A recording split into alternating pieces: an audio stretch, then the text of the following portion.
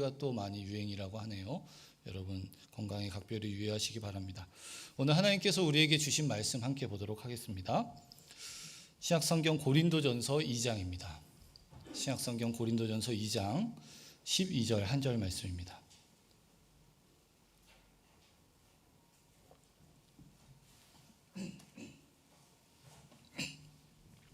신약성경 고린도전서 2장 12절 한 절의 말씀을 우리 함께 한 목소리로 읽도록 하겠습니다. 우리가 세상의 영을 받지 아니하고 오직 하나님으로부터 온 영을 받았으 하나님께서 우리에게 은혜로 주신 것들을 알게 하려 하심이라. 아멘. 너무 짧죠? 몇 절 더 읽을까요? 너무 뭔가 읽다가 만 것 같고 이거 뭐 한 10절은 읽어야 될 것 같은데 왜 송 목사가 이렇게 한 절만 하셨나 이렇게 궁금하실 수도 있겠는데, 오늘 본문에서 이제 사도 바울이 다루고 있는 고린도 교회의 분파주의 분열에 대해서 다루는 문맥이 너무 길어서 그렇습니다. 1장 10절부터 3장 마지막 23절까지 이 길고 큰 문맥 안에 이 내용이 담겨 있기 때문에 전체를 다 읽지 않는 한 절을 읽든 10절을 읽든 사실 똑같기 때문에 가장 중요한 한 구절을 읽고 제가 차례차례 이렇게 설명을 해드리려고 합니다. 말씀드린 대로 오늘 이 본문이 속한 고린도전서 1장 10절부터 3장 23절에서 사도 바울은 고린도 교회 안에 있었던 분쟁, 즉 분파주의 분열에 대해서 다루고 있습니다. 여기서 분쟁이라고 하면 뭐 분열, 불일치 이런 의미를 가지고 있는데요. 즉 편이 나뉘어서 여러 편으로 나뉘어서 나는 옳고 너희는 틀렸다. 이런 식으로 이제 교회 안에 이런 분열이 있었다는 것이죠. 성경에 보면 나는 아볼로에게 속했다. 나는 아볼로의 사람이다. 나는 게바에게 속했다. 나는 바울에게 속했다. 나는 그리스도에게 속했다. 적어도 이런 네 부류의 사람들이 서로가 자신들은 옳고 너희는 틀렸다. 우리가 속한 이 사람이 더욱더 탁월하다. 이 사람의 말을 들어야 된다. 다른 사람의 말은 들을 필요가 없다. 이런 식으로 서로 이렇게 분쟁을 하는 모습이 고린도 교회 안에 있었던 것 같습니다. 사도 바울이 고린도 교회의 이런 분열의 모습에 대해서 간략하게 언급한 후에 바로 1장 14절에 17절 보면 세례를 주는 문제에 대해서 거론을 합니다. 많은 사람에게 내가 세례를 주지 않은 것을 감사한다. 왜 그것을 감사하냐면 그렇기 때문에 아무도 자신의 이름으로 세례를 받았다고 말하지 못하기 때문이다. 이렇게 이야기합니다. 그러니까 갑자기 분열의 문제에 대해 다루면서 세례에 대해서 언급하는 것을 보니 아마도 고린도 교회 안에 있던 이런 분파주의 분열이 그것의 원인이 누구에게 세례를 받았느냐, 그렇죠? 아볼로에게 세례를 받았으면 나는 아볼로의 사람이다. 나는 게바에게 베드로에게 세례를 받았으니까 베드로의 사람이다. 아마 이런 식으로, 혹은 누구에게 이제 그 복음을 전해 들었느냐에 따라서 그렇게 이제 나뉘게 된 것 같습니다. 그리고 이제 자신에게 세례를 준, 자신에게 복음을 전해준 그 사람에게 자신은 속했고, 그 사람이 더 탁월하고, 그 사람이 더 옳고, 그 사람의 말에만 주목을 해야 된다. 이제 이런 식으로 서로 나뉘어서 우리가 옳다, 너희가 옳다, 막 이제 이렇게 시끄러운 분열의 모습이 그리고 고린도 교회 안에 있었던 것입니다. 그런데 이런 모습은 사도 바울의 표현에 따르자면 그리스도를 나뉘게 하는 것이다. 교회의 근간을 흔드는 굉장히 심각한 일이다. 이렇게 이야기를 합니다. 이 문맥이 시작되는, 제가 말씀드린 대로 1장 10절부터 이 문맥이 시작되는데요. 이 가장 앞에서 고린도 교회 안에 있는 분쟁에 대해 사도 바울이 언급하기 전에 이 분쟁에 대한 처방을 먼저 내리고 있는데요. 우리 1장 10절을 한번 보실까요? 이 분파주의 분열에 대해서 언급하면서 시작을 하면서 가장 먼저 이 얘기를 합니다. 같이 한번 읽어보도록 하겠습니다. 형제들아, 내가 우리 주 예수 그리스도의 이름으로 너희를 권하노니 모두가 같은 말을 하고 너희 가운데 분쟁이 없이 같은 마음과 같은 뜻으로 온전히 합하라. 너희가 같은 말을 하고 이렇게 되어 있습니다. 같은 말, 무슨 말을 하라고 하는 거가 이구동성으로 이거 하는 거 아니겠죠? 무슨 말을 하는 걸까요? 말을 하는 거? 교회로서 우리가 이야기하는 거, 이 세상에 대해서 이야기하는 게 무엇이죠? 복음이죠, 복음. 근데 복음을 말하기 위해서 교회가 어떤 상태에 놓여 있어야 하냐면 같은 마음과 같은 뜻으로 온전히 합해야 한다. 지금 고린도 교회가 어떤 상황이라고요? 합하지 못한 상황 아닙니까? 서로 나뉘어져 있는 상황입니다. 그래서 이들이 같은 마음과 같은 뜻을 품고 있지 못합니다. 같은 마음과 같은 뜻을 품고 있지 못하다면 그 결과는 무엇입니까? 같은 말을 할 수 없는 것이겠죠. 이 사회, 이 세상에 복음을 전파하는 일이 지금 막혀 있는 것입니다. 무엇 때문에요? 이 분열 때문에. 그러니까 너희가 지금 하고 있는 것이 너희의 근간이 되는, 교회의 근간이 되는, 교회, 하나님께서 이 세상에 교회를 두신 그 목적을 너희가 지금 막고 있는 것이다. 그러니까 너희가 이제 그 분열을 그만두고 온전히 한 말을 하기 위해서 한 마음과 한 뜻으로 온전히 너희가 합해야 한다. 이렇게 먼저 이야기를 하고 이 문제에 대해서 거론을 하고 있습니다. 사도 바울은 이 분파주의적 분쟁에 대해 진책하고 그들이 분쟁하게 된 원인인 세례에 대해서 언급을 합니다. 사도는 그리스도께서 자신을 보내신 것은 세례를 베풀게 함이 아니라 복음을 전하게 하기 위해서 보내셨다. 이렇게 말합니다. 그리고 사도 자신은 복음의 말을 지혜로 전하지 않았는데 말의 지혜로 전하지 않았는데 그 이유는 만일 자신이 복음을 말의 지혜에 의지해 전한다면 그것은 그리스도의 십자가를 헛되게 만드는 것이기 때문이다. 이렇게 이야기합니다. 1장 17절에 이것을 이야기하는데요. 같이 한번 읽어보실까요? 그리스도께서 나를 보내심은 세례를 베풀게 하려 하심이 아니요 오직 복음을 전하게 하려 하심이로되 말의 지혜로 하지 아니함은 그리스도의 십자가가 헛되지 않게 하려 함이라. 자, 17절에서 사도 바울이 하고 있는 것, 세례, 복음, 지혜, 그리스도의 십자가, 이런 내용들입니다.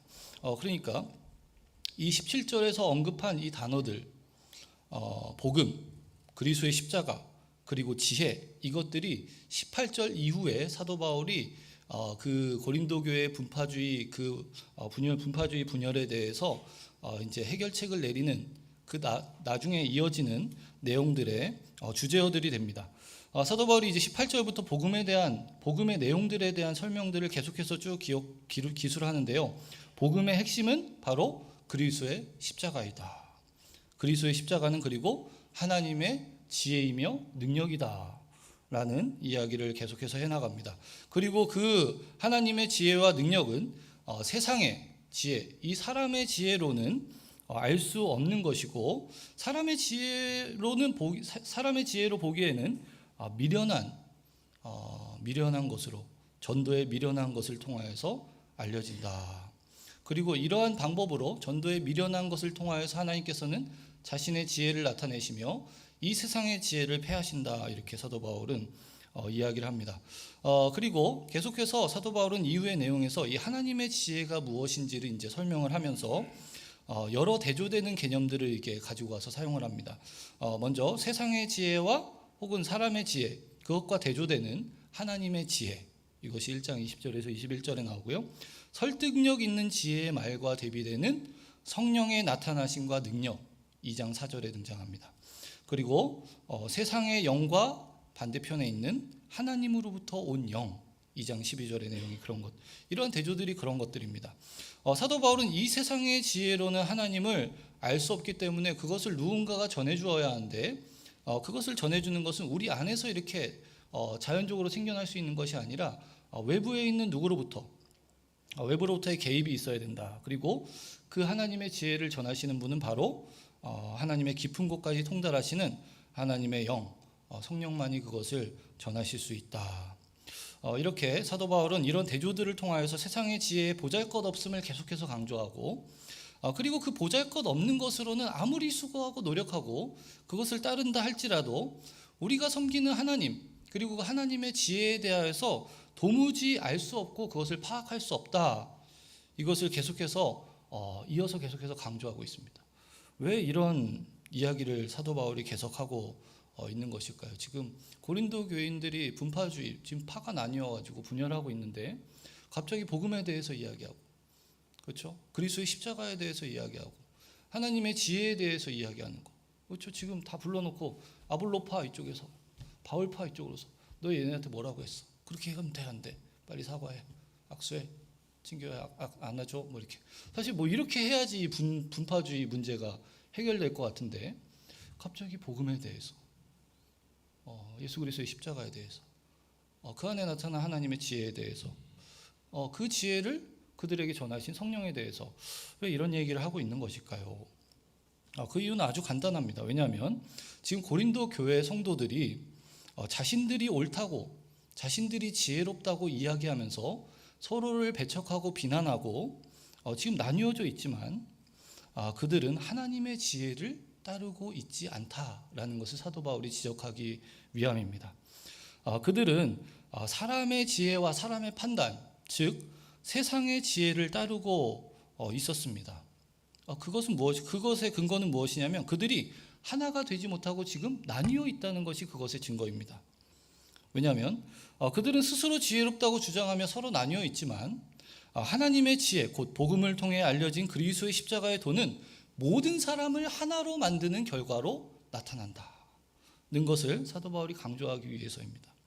모든 종족과 모든 지역과 모든 문화와 성향을 넘어 그리스도의 은혜 안에 하나가 되게 한다. 이것이 복음의 결과가 이것이다. 그런데 너희의 모습은 과연 어떤 것이냐? 복음 안에 나타난 하나님의 지혜를 따른다면 너희가 하나가 되어 있어야 마땅한데 너희가 지금 나뉘어 있는 것을 보니 너희가 하나님의 지혜를 따르고 있는 것이 있고 하나님의 지혜를 따르고 있지 않은 것이 확실하다. 너희가 지금 세상의 지혜를 따르고 있다. 세상의 지혜를 아무리 잘 따른다고 해도 하나님의 뜻을 알 수가 없는데 너희가 지금 헛된 일을 하고 있는 것이다. 이것을 사도 바울은 이 복음과 그리스도의 십자가와 그 안에 나타난 하나님의 지혜를 통하여서 이 고린도 교회에게 권면하고 있는 것입니다. 사도 바울이 이야기한 대로 복음이 하나 되게 만들었다. 이것에 대한 증거로서 사도 바울은 1장 22절에서 24절에 복음을 통해서 유대인과 헬라인이 하나가 된 것을 근거로 들고 있습니다. 우리 같이 한번 읽어보실까요?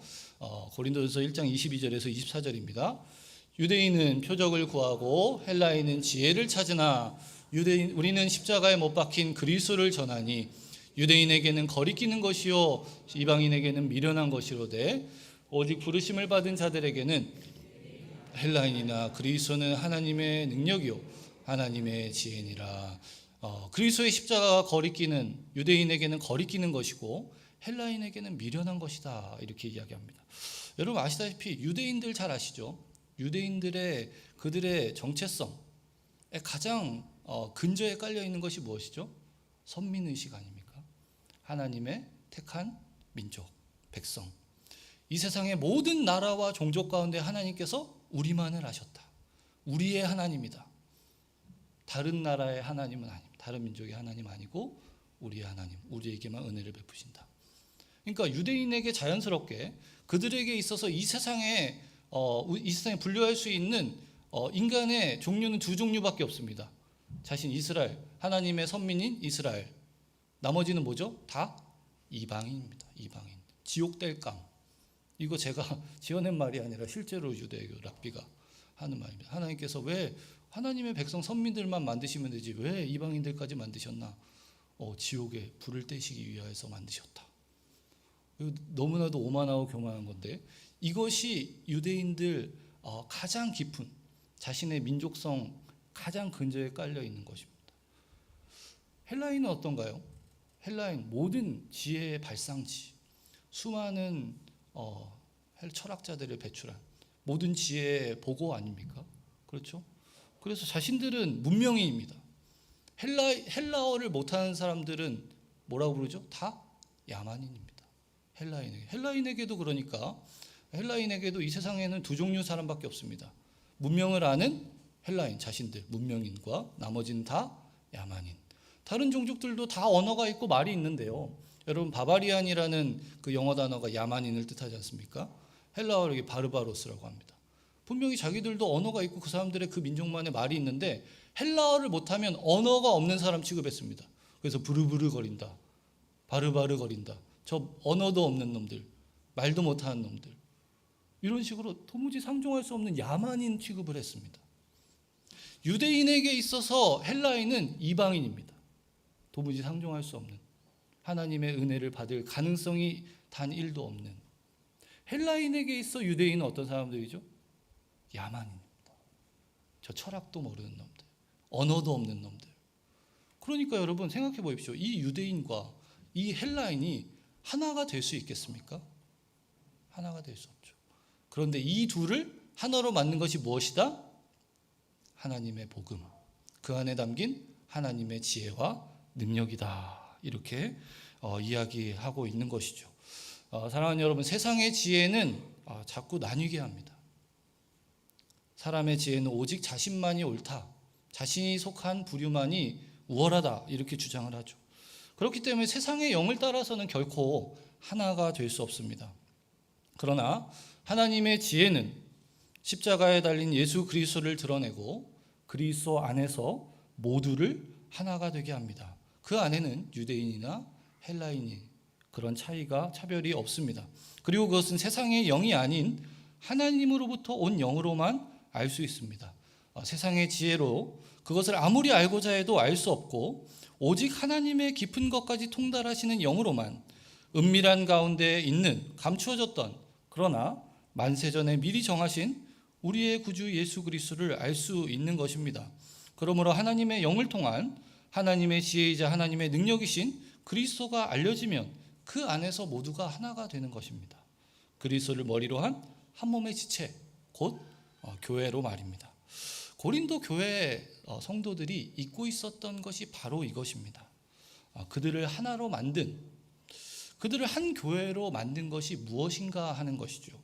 그리고 또한 자신들이 받은 은혜가, 자신들이 어떻게 구원을 받았는지, 어떤 방식으로 그리스도인이 되었는지를 지금 이들이 까맣게 잊은 채 우리가 옳다, 너희는 틀렸다, 너희와는 도저히 하나가 될 수가 없다, 이 상종 못할 놈들, 이렇게 분열되어서 서로를 비난하면서 교회를 시끄럽게 하고 교회를 무너뜨리고 있었던 것이죠. 그들은 스스로의 지혜로 하나님을 알게 된 것이 아니었습니다. 그들은 스스로의 능력으로 그리스도의 십자가의 도를 믿게 된 것도 아니었습니다. 그들은 복음을 통해 하나님을 알게 되었고 그 복음은 전도에 미련한 것으로 알려졌으며 그들에게 하나님의 지혜와 능력으로 하나님의 성령을 통하여서 그들에게 감화되었고 그들에게 심겨진 것입니다. 그런데 지금 그들은 여러 파로 나뉘어서 자신들은 옳고 다른 편은 틀렸다 이렇게 말하고 있습니다. 그들은 즉 우리가 서로 다르기 때문에 저들이 틀리기 때문에 우린 도무지 하나가 될 수 없다, 저들을 우리가 도무지 이해할 수가 없다, 이렇게 이야기하고 있는 것이죠. 하지만 사도 바울의 표현과 같이 그들이 서로 이렇게 비난하고 있지만 그들은 지금 고린도 교회에 있는 하나님의 교회입니다. 하나님께서 그리스도 안에서 하나 되게 하신 바로 그 교회 말입니다. 그들은 하나님의 지혜를 통해 부르심을 받아 한 몸에 지체된 교회가 되었고 또한 바울과 같이 복음을 전하고 증거하는 복음의 증인으로 부르심을 받았습니다. 하지만 그들은 지금 세상의 지혜를 따라 나뉘었습니다. 사람의 지혜를 앞세우고 있습니다. 그렇기 때문에 이것은 단순한 인간의 분쟁과 다툼 그 이상인 것입니다. 교회의 근간을 흔드는 일이기 때문입니다. 그들은 서로를 향해 대항하고 있고 나와 다른 편에 서 있는 사람에 대하여 대척하고 있다고 생각하지만 사실은 이들은 교회를 하나로 만드신, 하나 되게 하신 하나님을 대항하고 있다는 것을 이들은 모르고 있습니다. 단지 사람을 대항하고 사람과 하나가 되지 못한다고 이야기하고 있지만 사실은 교회를 하나 되게 하신 그 하나님을 지금 대항하고 하나님의 뜻을 거스르고 있는 것입니다. 하나님의 교회로서 말입니다. 이방 사람들이, 하나님을 믿지 않는 사람들이 하나님을 대항하지 않는 것은 당연하죠. 근데 하나님의 백성인, 하나님의 구원을 받은 하나님의 사람들이 지금 하나님을 대항하고 있는, 하나님의 뜻을 거스르고 있는, 자신들의 생각을 앞세워 이런 모습을 보여주고 있는 것입니다. 그렇기 때문에 사도 바울이 가장 먼저 고린도 교회의 많은 문제들 가운데 가장 먼저 이 문제를 거론하지 않을 수 없었던 것입니다.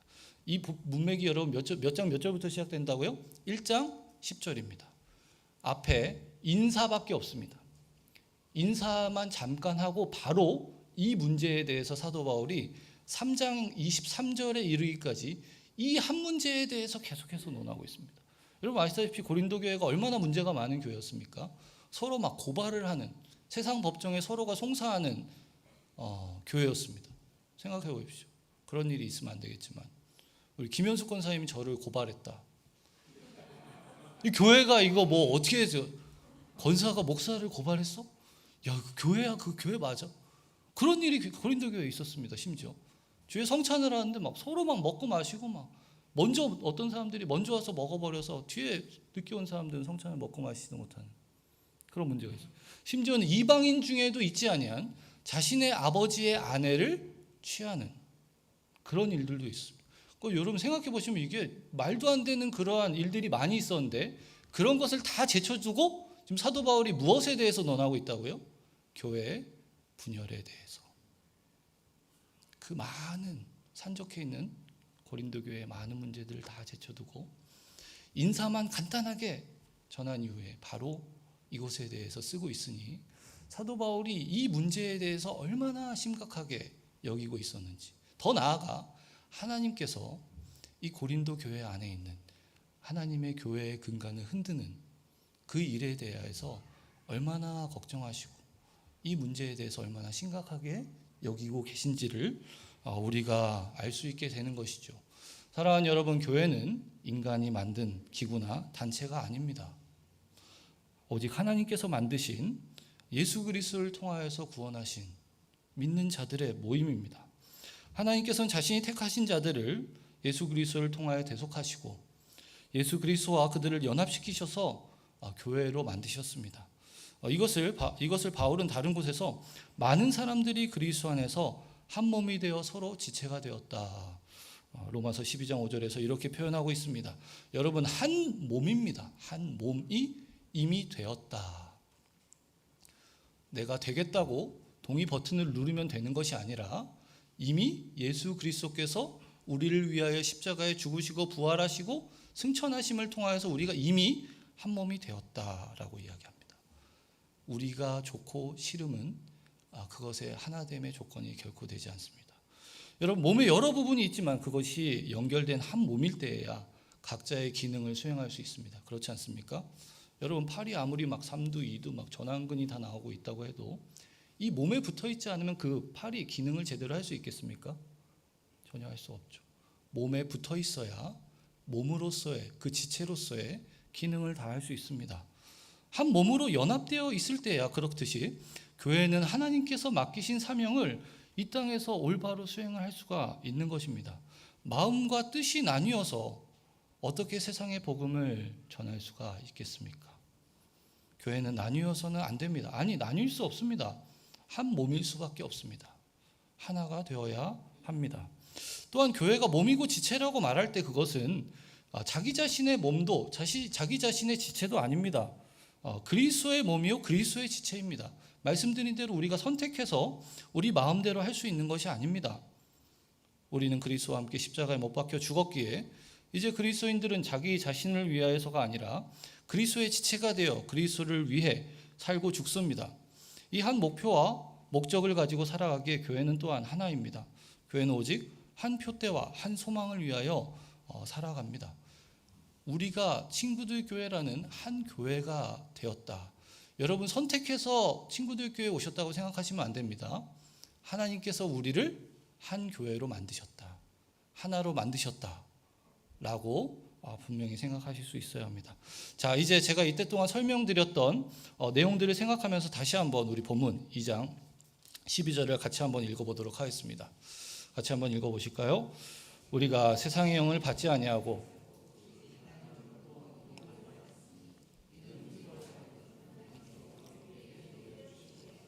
알게 하려 함이라. 자, 우리가 세상의 영을 받지 아니하고 하나님으로부터 온 영을 받았는데 하나님께서 그렇게 하신 이유가 무엇이냐면 하나님으로부터 온 영을 받은 사람은 하나님께서 자신들에게 어떠한 은혜를 베푸셨는지를 알게 되는 것입니다. 이제 좀 이해가 되시죠?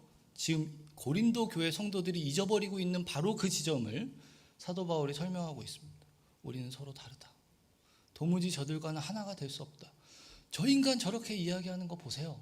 어떻게 저런 인간과 상종을 합니까? 저는 하나 안 되겠어요. 내가 교회를 나가든지 저 인간이 나가든지 어떻게 좀 해주세요. 이거 하나님께서 우리에게 베푸신 은혜를 기억하지 못하는 겁니다. 자신의 힘과 능력으로 하나님을 알게 되지도 않았고 자신의 지혜로 구원받은 것도 아닌데 예수 그리스도의 십자가를 통하여 값없이 우리가 구원을 받았는데 우리의 옳음을 주장하면서 그리스도께서 위에 죽어주신 그 지체를 지금 배척하고 있는 것입니다. 그러니 사실은 이것은 자기가 자신의 몸을 때리는 것과 다름이 없습니다. 자기의 자신의 몸을 이렇게 때리면서 하나님, 예배에 나와서 하나님 구원의 은혜를 주셔서 감사합니다. 날마다 은혜를 베풀어 주십시오. 이렇게 이야기하면 하나님께서 뭐라고 하실까요? 야, 내 몸 때리는 거나 좀 그만두고 이야기해라. 지금 너 그것 좀 멈추고 좀 이야기해라. 이렇게 이야기하시지 않을까 싶습니다. 지금 분쟁하여 서로 나뉘고 있는 고린도 교회 성도들은 자신들이 세상의 영이 아닌 하나님으로부터 온 영을 받았다는 것을 기억할 필요가 있습니다. 하나님으로부터 온 영은 은밀한 가운데 있는 하나님의 지혜를 전하시는 분입니다. 그 영은 세상의 지혜로는 알지 못하는 십자가에 더해 참된 의미를 알리시는 분입니다. 세상의 지혜로는, 사람의 지혜로는 알 수 없는 것을 전하시는 분이십니다. 그리고 또한 그것을 통하여서 하나님으로부터 온 영을 통하여서 우리가 알게 되는 것이 무엇이냐? 하나님께서 은혜로 주신 것들을 알게 하시고 그 안에서 겸손하게 하시고 자기 자신을 낮추게 하시고 하나님 앞에 내가 드러낼 것이 아무것도 없다라는 것을 알게 하시는 것이죠. 하나님께서 그들에게 은혜로 주신 그 모든 것들은 서로 다투고 분쟁하고 나뉘게 하기 위함이 아닙니다. 그들은 그렇게 서로를 나누게 하는 세상의 영을 받은 것이 아닙니다. 오직 그리스도 안에 하나 되게 하시는 하나님의 지혜를 전하시는 하나님으로부터 온 영을 받았다라는 것을 그들은 기억해야 합니다. 이것을 아는 것이야말로 유일하게 지금 분열되어 있는 그들이 분쟁을 그치고 다시금 그들이 같은 생각과 같은 마음을 품을 수 있는 길입니다. 사도 바울은 분쟁에 관해 적고 있는 그 문맥의 마지막에 이르러서 다음과 같이 권면하고 있습니다. 우리 3장 18절 우리 같이 한번 읽어보도록 하겠습니다. 스크린에 나옵니다. 같이 한번 읽어보실까요? 아무도 자신을 속이지 말라. 너희 중에 누구든지 이 세상에서 지혜 있는 줄로 생각하거든 어리석은 자가 되라. 자, 이것은 스스로 지혜롭다고 자신들을 높이며 분쟁하는 고린도 교인들에게 매우 직접적인 처방입니다. 그들은 자신의 지혜가 아닌 자신을 구원하신 하나님의 지혜를 기억해야 합니다. 사람의 지혜, 이 세상의 지혜를 쫓아 자기 자신을 높이고 자랑하는 것이 아닌 하나님의 지혜를 높이고 하나님께서 베푸신 그 값없는 은혜를 기억해야 합니다. 그 하나님의 지혜를 기억할 때 자신의 어리석음을 알게 될 것이고 그리고 세상의 지혜를 자신이 따르고 있으며 그 지혜를 앞세워 자기가 교회의 하나됨을 맡고 있다는 것을 깨닫고 하나님께 회개하게 될 것입니다. 사랑하는 여러분, 이 교훈이 오늘 살아가는 우리에게도 동일하게 적용되는 말씀이라고 생각됩니다. 여러분, 오늘날 분열된 대한민국의 상황을 좀 생각해 보시기 바랍니다. 그렇죠? 일치됨, 하나됨이 없지 않습니까? 남과 여가, 그리고 여와 야가, 노와 사가, 기성세대와 신세대가 서로 분열되어서 각자의 입장에 따라 자신의 반대편에 서 있는 자들에게 분노와 혐오에 정제되지 않은 말들을 내뱉기를 주저하지 않습니다. 그런데 이런 모습은 비단 교회 밖의 문제만은 아닌 것 같기에 또한 우리의 마음이 답답하고 많이 안타까운 것이죠. 교회 안에서도 여러 가지 문제가 있겠죠. 생활 수준의 차이에 따라서 혹은 지역과 출신에 따라서 교회 안에서도 말입니다. 그리고 심지어는 정치적인 성향에 따라서 자신의 생각과 자신의 생각에 동의하지 않는, 자신의 생각을 따르지 않는 자들에게 분노와 혐오를 쏟아내기를 주저하지 않습니다. 자기의 생각을 따르지 않는 사람은 저 생각이 없는 사람이다. 저 무슨 생각으로 저렇게 살아가냐. 저런 인간과 도저히 상종할 수 없다. 여러분, 제가 지금 굉장히 그 언어를 정제하기 위해서 노력하고 있다는 거 여러분 아셔야 돼요. 이 정도 아니잖아요, 여러분. 그죠? 아시죠? 여러분, 제가 실제로 들은 이야기인데요. 한 교회에서, 우리 교회 아닙니다. 오해하실까봐. 친구들 교회 그런 일 절대 없습니다. 한 장로님이 한 안수 집사님과 정치적인 견해의 차이 때문에 멱살을 잡고 심한 욕설을 하면서 싸웠습니다. 담임 목사님 앞에서요. 여러분, 오늘날 한국 교회 안에서 일어나고 있는 일입니다. 제가 이 본문을 준비한 이유도 그런 것입니다. 요즘요, 한국 교회를 이렇게 생각해 보면 저도 마찬가지입니다. 복음을 위해서 죽을 사람은 별로 없는 것 같은데 정치를 위해 죽을 사람은 너무 많은 것 같습니다. 안 그렇습니까? 정치를 위해서는 자신의 목숨을 조금도, 아까 사도 바울은 복음을 전하는 일에 자기의 생명을 조금 더 귀한 것으로 여기지 않는다고 했는데 복음을 위해서는 좀 한번 생각해 봐야 되겠고, 정치를 위해서는, 제가 뭐 여와 야를 얘기하는 것이 아닙니다. 다 마찬가지입니다. 너무 정치에 과몰입하여서 오히려 정치로 하나님의 말씀을 폐하는, 하나님이 하나님의 말씀 가운데 하나가 되게 하셨는데 정치로서 서로 나뉘게 하고 서로 배척하는 그런 모습들이 너무나도 많이 있습니다. 우리에게 이런 모습이 있지 않습니까? 우리가 고린도 교회와 같이 이렇게 분열하여서 싸우고 있지 않지만 내심 우리의 마음 가운데 나의 생각에 동의하지 않는 사람들에게 저 사람은 도대체 무슨 생각을 하고 사는 거야? 저 생각이 없는 사람 아니야? 저 사람 아니죠. 인간이라고 하잖아요. 그럴 때 대체로 저 인간, 저놈의 인간, 그렇죠? 무시하고 비난하고. 여러분 생각해 보십시오. 지금 비난하고 배척하고 험담을 내뱉는 그 상대가 지금 누구입니까? 그리스도께서 사랑하셔서 그를 위해 십자가에 죽어주신 우리의 형제입니다. 하나님께서 하나 되게 하신 우리의 지체입니다.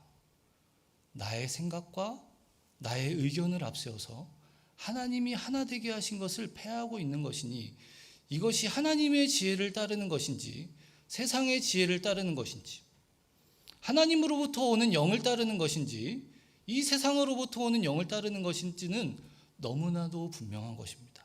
하나님의 교회 안에서 이런 일들이 일어나고 있다라는 것에 여러분 깊은 문제의식을 가지셔야 합니다. 여러분, 한국교회가 왜 이렇게 이 세상 가운데 비난을 받고 영적인 힘이 없을까요? 영적인 영향력이 왜 이렇게 없을까요? 사도 바울이 이야기한 대로 한 마음과 한 뜻을 품어 한 말을 해야 되는데 한 마음과 한 뜻이 되지 않아 서로 다 다른 말을 하고 있습니다. 그렇죠? 여러분, 외신에 이런 좀 약간 교단의 이야기라 조심스럽긴 하지만 한국 교회에선 예수와 그리스도가 싸운다 이런 얘기 들어보셨습니까? 웃기죠? 저희가 속한 그 예수교 장로회잖아요. 예수. 그리고 그 기독교 장로교회 가장 큰 그 교파가 예수교 장로, 예장과 기장 아닙니까? 예장이 예수교 장로회, 기독교 장로회, 한국 기독교 장로회. 기독교가 그리스도의 한자어 아닙니까? 예수와 그리스도가 싸운다. 이거 웃을 일이 아닙니다, 여러분. 이렇게 교회가 하나 되지 못하는데 어떻게 복음의 능력을 드러낼 수 있겠습니까? 한 말을 할 수가 없는데 사람들이 무엇을 듣고 따라야 합니까? 여러 가지 문제와 이유가 있겠지만 한국교회가 오늘날 이와 같이 능력을 행하지 못하는 것은 하나가 되지 못하기 때문입니다. 다른 더 여러 요인들 다 차치하고 우리가 하나 되기를 위해서 무엇보다도 가장 먼저 힘써야 하는 것이 아닌가, 이런 생각을 합니다. 제가 특정한 정치적인 성향을 가지고 어떤 정당 혹은 어떤 정치 세력을 지지해라, 지지해서 안 된다 이런 말씀을 드리는 것이 아닙니다. 어떤 정치적인 입장을 가지는 것이 옳다 그르다 이런 말씀을 드리는 것은 더더욱 아닙니다. 대한민국에 사는 한 사람의 시민으로서, 한 사람의 국민으로서 자신의 양심과 자신의 생각을 따라서 특정한 정치적인 입장을 가지는 것 당연한 것이죠. 그런데 문제는 무엇이냐면 자신의 정치적인 입장과 정치적인 생각을 가지고 하나님의 그것으로 가지고 모든 것을 판단하는 도구를 삼아서는 안 된다는 것입니다. 그리스도인에게 가장 최종적인 권위를 가진 것이 무엇이죠? 하나님의 말씀 아닙니까? 여러분, 정치가 하나님의 말씀을 결코 대신하게 하지 마십시오. 정치는 정치일 뿐입니다. 여러분, 인류의 역사상 정치가 인간을 구원한 적이 한 번이라도 있습니까? 정치가 우리의 삶을 바꾼 적이 있느냐 말입니다. 오직 예수 그리스도만이 우리를 구원하시고 하나님만이 우리의 인생을 책임져 주죠. 정치가 여러분 우리의 인생을 책임져 주지 않습니다. 그렇죠? 정치적인 소리를 아무리 높인다고 해도 여러분 정치가 우리의 삶을 바꿀 수 없습니다. 기억하시기 바랍니다. 오직 하나님의 말씀만이 우리의 삶의 유일하고 최종적인 권위를 가져야 합니다. 사랑하는 여러분, 오늘날 한국교회가 이런 모습이 있지만 우리가 더욱더 하나가 되기를 힘써야 할 것입니다. 자, 우리 주변을 한번 둘러보실까요? 이제쯤 됐으니까 어떤 분들이 앉아 계신가 이렇게 보시고, 다 좋으신 분들이죠? 욕한 적 없으시죠? 자, 우리가 비록 고린도 교인들처럼 드러내서 공공연히 분쟁하고 있지만 우리의 모임 안에서, 교회 안에서 이런저런 이유로 서로 불평을 하고 다투며 교제를 기피하거나 누군가를 용납하지 못하는 그런 일은 있지 아니해야 할 것입니다. 우리가 만약에 그런 모습을 보인다면 우리도 오늘 본문에 나오는 고린도 교인들과 똑같이 세상의 지혜를 따라 행하는 자들입니다. 하나님을 대항하여 하나님의 반대편에 서서 하나님의 교회를 무너뜨리고 있는 그런 일을 하는 자들입니다. 여러분, 예수님의 12제자를 생각해 보십시오. 그 안에 세리가 있었습니다. 마태와 같은 세리가 있었습니다. 그 사람들은 오늘날 정치적인 분류에 따르면 극좌죠. 이게 떠오르는 한 단어가 있는데 차마 설교 때는 못 쓰겠는데 아시죠 대충? 극좌하면 어제 세 글자 있잖아요. 극좌입니다. 근데 여러분 시몬이라는 셀로딘이라는 사람도 있습니다. 셀로딘은 질럿입니다. 질럿. 열심당원. 자신의 그 이스라엘의 해방을 위해서 자기의 생명을 바치기에 조금도 주저함이 없는 사람들입니다. 오늘날의 정치 분류로 따지면 극우입니다. 극우. 극좌와 극우가 예수 그리스도 안에서 함께 먹고 마시고 함께 생활하고 있습니다. 여러분 성경에 마태와 시몬이 크게 다투어 서로를 때렸다. 뭐 이런 얘기 없잖아요. 그렇죠? 뭐 다툼이 있었다 이런 말도 없습니다. 예수 그리스도 안에 모두가 하나가 되는 것입니다. 그들은 예수 그리스도 안에서 무엇이 더 중요하고 무엇이 더 중요한 큰 가치인지를 깨달았기 때문입니다. 여러분 세상은 자꾸 다름을 강조합니다. 지역, 성향, 이념, 성별 등과 같은 여러 가지 것들을 내세우면서 서로가 다르다고 말합니다. 그래서 우리가 하나 되지 못하게 합니다. 그것이 세상의 지혜의 교묘함입니다. 사도 바울의 가르침과 같이 다른 생각과 다른 마음을 품어서는 같은 말을 할 수가 없습니다. 우리가 어떤 은혜를 받은 사람들입니까? 우리와 같은 죄인을 아무런 조건 없이 값없이 용납하신 그리스도의 사랑을, 그 하나님의 사랑을 우리는 왜 기억하지 못합니까? 그 사랑과 그 은혜를 기억한다면 우리가 어떤 사람인들 용납하지 못하겠습니까? 나와 같은 죄인을 하나님께서 아무런 값없이 용납하여 주셨는데, 하나님의 자녀가 되게 하여 주셨는데 우리는 별것도 아닌 일을 가지고 나뉘려고 하고 배척하려고 하고 그런 모습이 우리 가운데 있지 않습니까? 우리가 서로를 용납하지 못하는 것은 우리가 하나님께 아무 조건 없이 용납되었다는 것을 기억하지 못하기 때문입니다. 그러므로 우리가 서로가 서로를 용납할 수 있기를 바랍니다. 나와 정치적 성향이 다르고 나와 출신 지역이 다르고 나의 문화와 생활의 전반적인 차이가 있다 할지라도 내가 오늘 교회 안에 마주대야 하고 있는 바로 그 사람이 그리스도 안에 한 몸이 된 나의 지체이다라는 것을 기억하시기 바랍니다. 나의 귀한 형제입니다. 우리 구주 예수 그리스도께서 그를 구원하시기 위해 십자가에 달려 죽어주셨습니다. 이보다 중요한 것이 어디에 있겠습니까? 그러므로 우리 함께 같이 한번 인사하실까요? 그리스도께서 사랑하시는 나의 형제시군요. 이렇게 인사합시다. 평소에 어떻게 생각하셨는지는 중요하지 않습니다. 빨리 고백하십시오. 멀리 눈 안 마주치셔도 되니까 빨리 하세요. 또 한번 인사할까요? 주 안에 하나 된 나의 소중한 지체이시군요. 같이 인사하십시오. 주 안에 하나 된 나의 소중한 지체이시군요. 여러분 우리의 존재의 가치는 우리의 어떠함으로 결정되지 않습니다.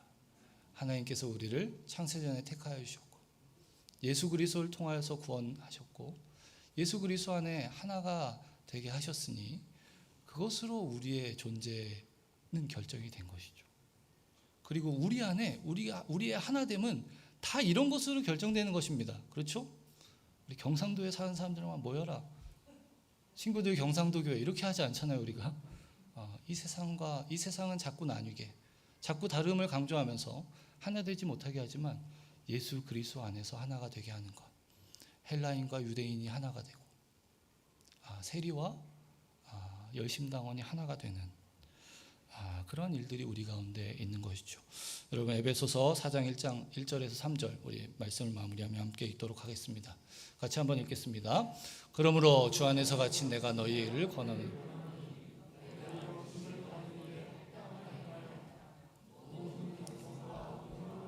오래 참음으로 사랑 가운데서 서로 용납하고 평안에 맺는 줄로 성령이 하나 되게 하신 것을 힘써 지키라. 자, 하나님께서 우리를 구원하셨기 때문에 우리가 서로를 힘써 용납해야 된다. 하나 되게 하신 것을 힘써 지켜야 한다.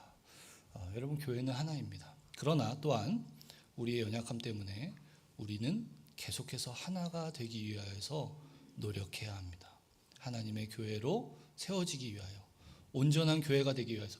그것이 우리의 유익을 위한 것이 아니지만 동시에 우리의 유익이 되기도 합니다. 한 마음과 한 뜻을 품어 한 말로 이 세상 가운데 그리스도를 전하는 것, 그리고 그 우리의 전도에 미련한 것을 통하여 그 복음이 전파되고 그들이 하나님께로 돌아오는 것을 통하여 우리를 통하여 영광 받으신 하나님의 그 기쁨 안에 함께 기뻐하는 것, 그것이 하나님께서 저와 여러분을 이 친구들 교회로 함께 부르시고 하나가 되게 하신 목적이신 줄 믿습니다.